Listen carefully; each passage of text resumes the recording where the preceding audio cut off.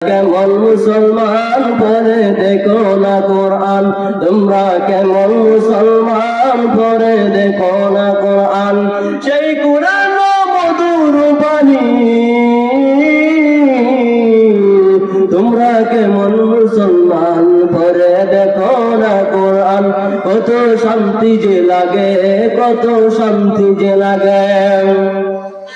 মুসলমান ভাইরা শুনে নাও, শুনে নাও, ওই কোরআন শরীফের জন্য অনেক আফসোস করবা গো মুসলমান ভাইরা।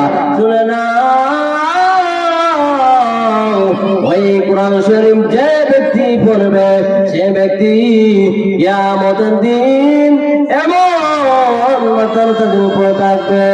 আল্লাহ তাআলা বলেন, মান ক্বারাআল কুরআনা ওয়া আমিলা বিমা ফীহি উলবিসা ওয়ালিদাহু তাজাল ইয়াওমাল কিয়ামাহ।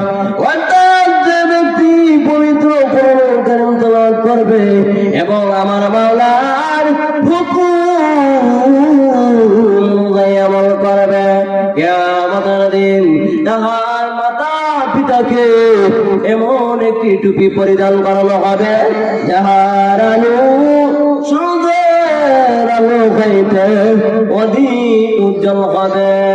আল্লাহু আকবার।